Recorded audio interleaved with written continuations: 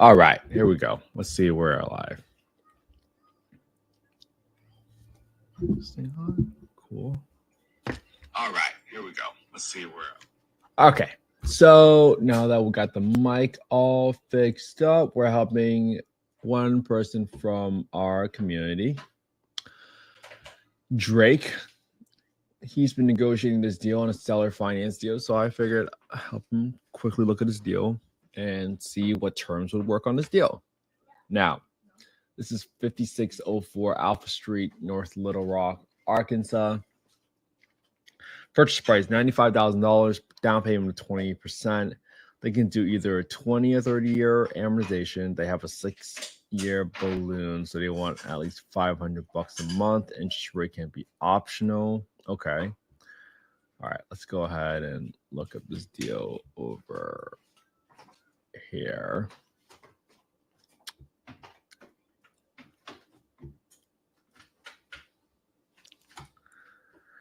Let's look at condition of the home. Relatively turnkey. Probably has some painting. That's a little orange right there. So I'm not sure what kind of room this is. I don't see the bedrooms. Oh, there it is. 1, 2. I'm assuming this is the third bedroom. Yeah, because the light fixture is different. 1, 2, 3. Okay, pretty small rooms. Bathroom looks okay. Might have to put a little bit of shower curtain and stuff like that there. You might want to put a cage around a condenser. Don't really love the idea of condensers. Assuming that's a condenser. Just out in the open. All right. So let's go ahead. Now that I know my renovations, just roughly speaking, I want to get my FMR. So next thing I want to do is I want to get my fair market rents. And I'm going to do that by looking up the county. So I'm going to go to HUD FMR, Pulaski County. HUD FMR. Click on the first link. I'm going to go down to Access Small Air FMR. Look up FY 2024 FMR, Arkansas, and what county was that again? Pulaski. Okay. When you put a Pulaski County, this is 72117. So now you're going to get all the zip codes, the max rent by bedroom count, by zip code. This is going to be 1540. All right. 1540 for a 3-bedroom. 1540. 1150 for the 2-bed. And this is obviously the ceiling rent that includes utilities. 72117. 72117.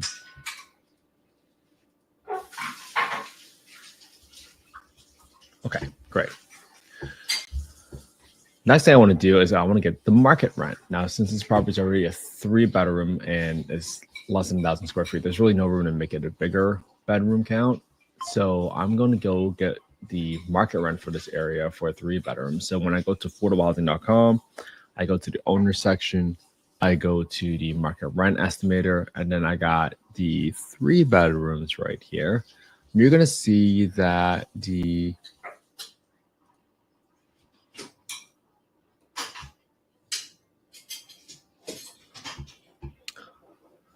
market rent for a 3-bedroom within a 0.4 mile radius for 25 units, the average rent here is $985. So I'm going to assume my max rent for this property is going to be roughly around $1,000, just give or take that. 1137, 1161, and then 1276. Okay. All right. Let's see. This is in the flood zone. So I'm going to Redfin. I just click on the flood map right there. So this property is in the flood zone. So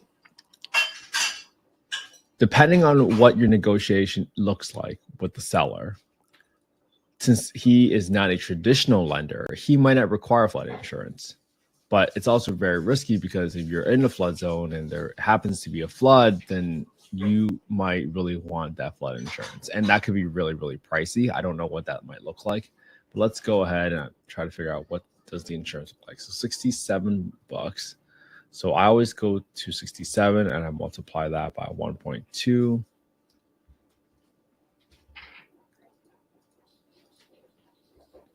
because this doesn't even include the flood insurance, and I don't know what that might look like because every area is very, very specific. Okay, so let's go plug in some numbers here.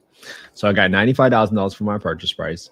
For my rehab, let's go ahead and plug in a little bit more. So I got $1,500 for the roof. Usually, just in case there's something that I can't see, you probably want to get an inspection on the home. Current rate is $950. That makes sense. I see that it is at $985 on a market rent. So that makes sense, Drake. All right, Drake, you're on YouTube. I can't add you there. So if it doesn't work, then I'll just keep talking through you on the chat. All right. So I got $1,500 for the roof. I got $500 for the landscaping. Yeah, let me zoom in a little bit so you guys can see a little bit better. And then for the painting, since this is 985 square feet, it does look relatively painted already. So I only saw some blemishes in there. So 945. So I'm just going to assume equals 945 divided by 4. I'm going to assume maybe I need to just paint like 25% of the property in case there's anything that we see there.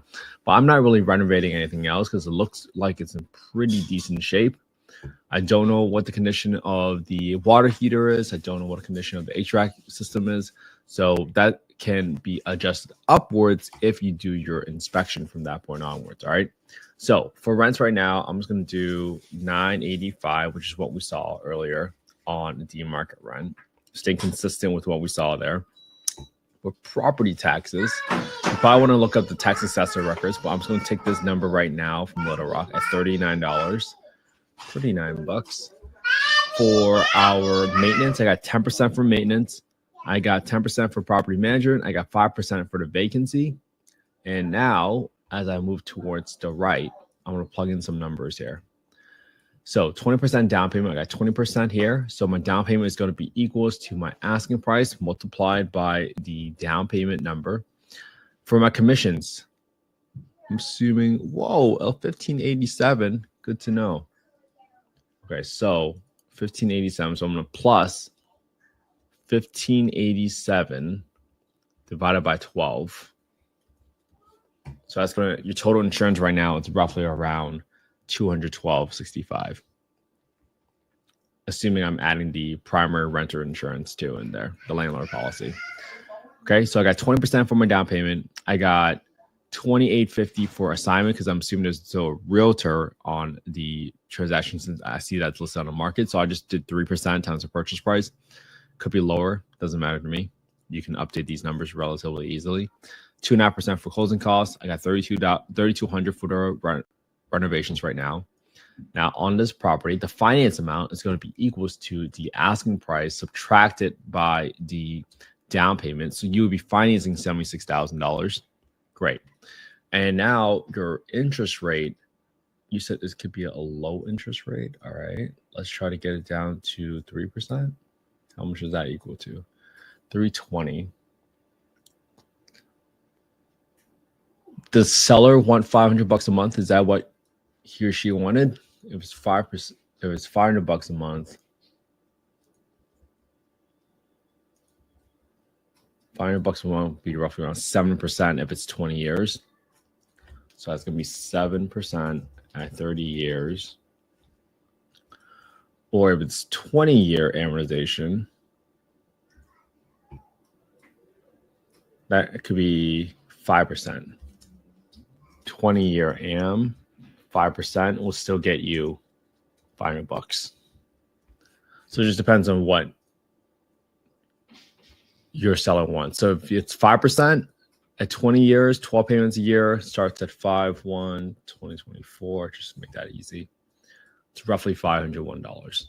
I'm just backing into the numbers, right? It doesn't need to be exactly, but you had to figure out whether this is a deal for you. So after you go through all these numbers, right? You have 95,000. Well, first of all, Drake, what do you want for your cash and cash return? What returns are you looking for? He wouldn't budge on down payment. Okay, so if he doesn't budge on down payment, 20,000, 20% of 19,000. So we just play with the interest rate then. So let's go ahead and plug in on this number. So right now, as is, if we did $76,000 for 20 years, mortgage interest rate, and we'll just call this scenario here amortization period. All right, this is a 3-bedroom. Let's get some scenarios written out here. So the rent is not going to budge. Rent is going to be $985. We're not going to go any higher because that's a little unrealistic because of the rent reasonableness test. You want to make $450 cash flow. So as is right now, if you were to do 5%, so 20% down, 5% interest rate, and amortization of 20% with a $3,250 rehab, purchase price of $95,000. Your cash flow per month is negative $14. It's a bad return, negative 0.63. If you want to make $450 cash flow a month, I think your only lever here right now is to bring it down to just 0%, 0% interest rate. If you bring it to 0% interest rate, assuming it's still a 20-year period and everything else stays the same, $95 stay the same, your cash flow a month is $170. And your cash and cash return is 7.4. The other way to make your cash flow a little bit higher is if you turn into a 30-year amortization period. When you turn into a 30-year amortization period, now your monthly payment goes down to $211. 30-year, so 20% down payment. 20% down, 0% interest rate, 30-year amortization, $3,250 for the rehab, $95,000 for purchase price. Oops, that did not change. Your cash flow per month is now $276, and your cash and cash return is 12%. That seems like the best scenario for you, to be honest with you.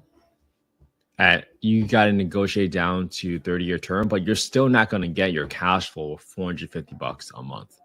That's just not going to happen because your rent is $985 and you got your lowest monthly payment is going to be $200 for the thing. And then you still got $39 for the taxes. You got $213 for the insurance. And you got to set aside money every single month for your maintenance. Like that money does not belong to you, right? Your roof is going to have to get replaced. Your HVAC is going to get replaced at some point. This money doesn't belong to you. So you got to set at least 10% aside every single month. Now, could you manage it on your own? Sure. But do you consider that to be real cash flow, or is that just a job that you're paying yourself, right? So if you can add another $100, you'd probably be closer to $375. That's relatively close to your $450 a month of cash flow that you're looking for. But you got to negotiate down to, if the person still wants 20% down for 19 grand, right? You got to get it down to principal only payments for 30 years. And if you do a 6-year balloon, it is what it is. So at least with principal only payments, you can pay them off in 6 years. But Little Rock, Arkansas isn't exactly a market that really appreciates. So you want to make sure you put in your clause there for contingencies in case the property does not appraise. So that's what I would go for. Let's go ahead and quickly recap on this deal. So Drake, member from our community, got this deal and he started negotiating. The seller would not budge on the 20%, so you know that's fixed. So then now you just got to mess around with a set of terms that might make it a deal. Drake's original goal was to get $450 of cash flow a month. So after you put in an asking price, the renovations, we put in a $985 as of rent because we took the lower of the two, right? We compared the fair market rents on HUD's website of $1,540, and we compare that to the market rent that we saw on affordablehousing.com. Now, because this is the lower of the two, you have to follow the rent reasonableness test. The rent reasonableness test here, if you look at the housing choice voucher, which is formally called Section 8, but in conducting rent reasonableness, the PHA, or the Public Housing Authority, must determine whether the rent to the owner is a reasonable rent in comparison to rent for other comparable unassisted units. In determining comparability, the Public Housing Authority must consider like locations, quality, size, unit type, etc. So this is a single family home. So using $985, what about a little lower down payment? The lower down payment will not affect your cash flow a month because it actually increase your it will actually lower your monthly cash flow because you have to pay more monthly with the lower down payment. So if your criteria was 450, you have to lower the payment as much as possible. But if your criteria was a 10 or 15% cash on cash return, then you might lower your down payment. And it seems like your person is fixing the down payment. So give them the term that they want, but you got to negotiate on the other side. And if you can get, Drake, on your monthly payment as low as possible, then this seems to be the best case scenario, which is $276 of cash flow a month. Okay, awesome. All right, so now that we got all these deals, I hope you guys have learned something. Hopefully this was helpful for you today, Drake, to go through the process. For those of you that want a copy of the spreadsheet, just go to affordablehousing.io. We just set this website up to streamline the process. What you want to do is go to affordablehousing.io, click on the deal analysis tool, and plug in your details, and my system will automatically email it to you. So today, we went through all these details, but the whole goal of this is for you guys to all analyze the deal on your own, right? Copy the same deal I did today using the same spreadsheet, put it on your own YouTube channel, and you will start developing that undeniable track history for yourself so that you can learn how to do this, and you know what to do, and you can believe in yourself. And you can go through the set of terms that makes a deal, right? Because for every property, there is a set of numbers and terms that makes it a deal for your own criteria. And when you guys do this, you guys will start building confidence. And more importantly, if a partner ever asks you, hey, why do you think this is a deal? Well, you can go point them to your own YouTube channel at that point in time and say, hey, I looked at deals for the past 243 days and they were all not deals. You're welcome, Drake. No problem. Glad I can help you, man. And this is how you do it. This is day 243 for me. Consistency is when you're able to show up and do the work even when it's boring. Today I brought Drake on because I wanted to do this alongside somebody. This is why we have a community. Thanks, Gina. I appreciate you.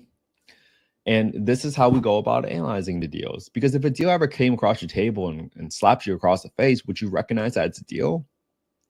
Would you say that might be an important skill set to have? I certainly hope so. And even if you don't like underwriting, then maybe you can start teaming up with somebody that knows how to underwrite, that does it on a consistent basis. And you might become a closer, or you might become a capital raiser, or you might do blah, blah, blah. Again, this is not investment advice. I'm not soliciting any investments. I'm simply showing you all the work that I'm doing every single day. And this is one of the habits that I've been working on. If you just focus on 18 minutes a day, that's all it takes. We've already been live for 18 minutes today. If you do it for 18 minutes a day for 365 days, you will be better at analyzing deals than 95% of the country. So it doesn't matter what track history you have. I've met some folks at meetups and say, hey, I haven't bought any properties yet. But you know what people care about, especially successful people? They understand how hard consistency is. So when they see someone trying so hard and doing the thing and being consistent, they're going to appreciate that. So it doesn't matter you have 0 properties. If you go ahead and do this, hey, Joe, thank you. I really appreciate that feedback. I hope you do this alongside with me. Thanks for joining part of live. This is why we do this. And so we lift everybody up. We all get better together. And today, if you go back and watch a replay, thanks, JB. If you go back and watch a replay today and just find one part, explain it better than I did. Use a different analogy, explain one part better. That's how you get 1% better every single day. And when you do that, you're going to get better every single day. And you're going to be a completely different person in a year that you might not even recognize yourself. So do it alongside with me. I know how hard it is to build a following. I know how hard it is to build a YouTube channel. I was begging people to subscribe to the YouTube channel in the beginning. So if you guys go ahead and go live, let me know. I'll share your story on my Instagram stories. I will be one of your first subscribers to your YouTube. If you guys ever have a podcast, I'll jump on as a guest. I remember in the beginning, the first month, I only had 17 views, guys. And I'm pretty sure it was just like my mom and my wife that was watching the podcast. And I almost quit 2 months in. I almost did. And I'm so glad I didn't, because I would have never been where I am today. And if you remember, your goal isn't to become viral, and you remember your goal is not to have millions and millions of followers. It's about having the right group of people to surround yourself so that, one, you feel encouraged, you feel motivated, you feel fulfilled, most importantly. And most importantly, you have fun doing it. Drake just messaged me like 2 days ago, and I was like, all right, let's go live today. Let's have some fun with it. Find ways to have fun with it, because it's going to get boring. It's going to get monotonous. But this is how you keep going. And thank you so much for joining the live today. Thank you so much for being part of this community. Thank you so much for caring about affordable housing, guys. Without people like all of you, I would have never had the home I grew up in. So thank you for that. I sincerely appreciate it. I'm going to keep bringing on guests onto the podcast to share all of their secrets about affordable housing and how they've been successful with it, from single family all the way to multifamily. Let me know what other types of questions that you guys have. I'm going to be in Boston for a little while. So if anybody's on the East Coast and ever want to meet up to talk all things affordable housing or real estate, let me know. DM me on Instagram at @InvestWithKentHe. You can contact me there anytime. But if you guys want to copy this spreadsheet, just check out the website we just launched. It's called affordablehousing.io. We launched it for the podcast. But if you guys want to join the email list for some exclusive content and project updates on what we're working on, please do. I really appreciate it. I want to keep in touch with everybody. And I hope you all have an amazing Thursday. I hope you guys spend some quality time with your family and friends today, because that's what life is all about. I hope you guys all have an amazing day, and I'll talk to you all tomorrow for day 244. Have a good one, everybody.